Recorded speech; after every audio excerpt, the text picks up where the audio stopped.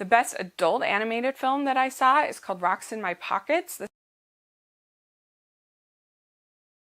This is a film by the artist Signe Bommene. Sorry if I'm butchering their name.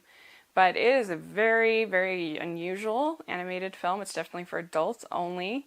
It tells the history of her family from Latvia, her family's history of mental illness. And it's like you got inside her brain. Like, a lot of the stuff is vulgar and disturbing, but I really, really appreciated it, and that she was, I don't know, I felt like she captured that feeling, that mania, but also sort of the weird piece in the mania of mental illness. And I thought there was a lot of beautiful moments. It's definitely different. It's not for everyone. It's really weird. It's really bizarre.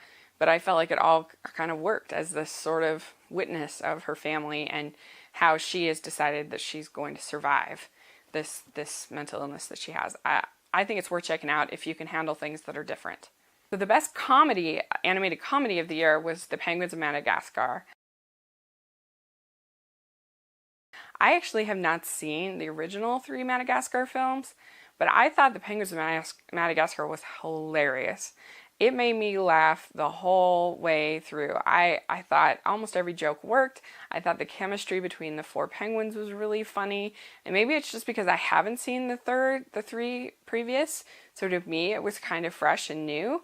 And I thought the villain was really funny. I mean, the whole idea of sort of the octopus getting mad because the penguins are getting all the attention, and it's so true. Like, when we go to there's an aquarium in the town that I live in, and I just went for my birthday, and the minute you go into the penguin habitat, it's like, oh my gosh, they're so cute. And I just thought that was really funny that he's like jealous of the attention that the penguins get, because nobody likes the octopus compared to the cute penguins, and that's so true. And I thought this was just a really well-written script that made me laugh, so there you go. Tragedy of the year is a Spanish animated film called Wrinkles.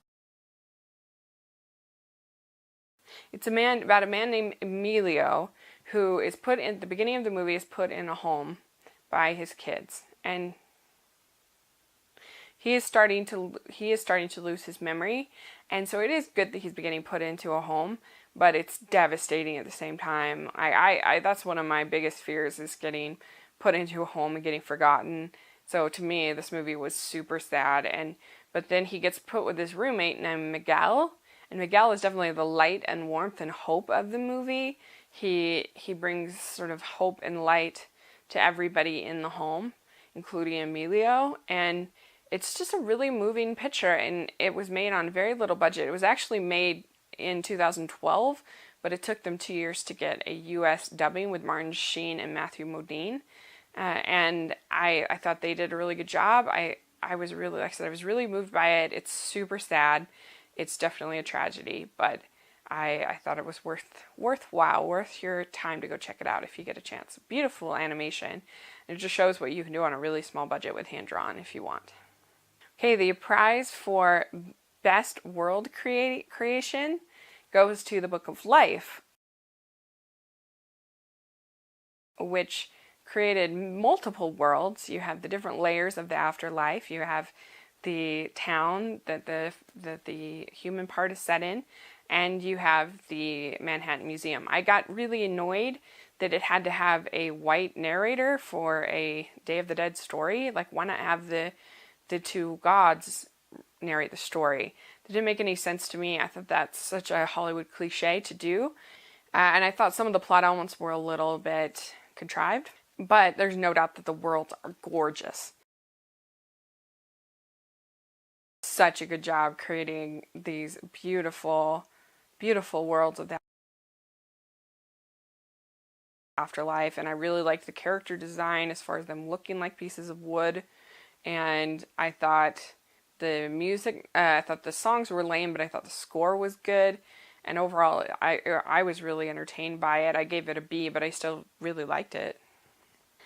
Next award goes to the Better Than I Expected It to Be award, and that goes to Mr. Peabody and Sherman,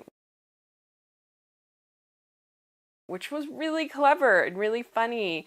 And I thought, oh boy, they're gonna destroy another part of my childhood. These kind of movies have been so bad, but I'm telling you, you can do anything with a good script, and it really gives me hope for the Peanuts movie that maybe it'll be good, because I thought Mr. Peabody Sherman was really good. I was very entertained by it, and it's definitely one that I got on Blu-ray because I was just the kind of movie you want to rewatch because it's so funny. Okay, the best direct-to-DVD movie that I saw was The Pirate Fairy.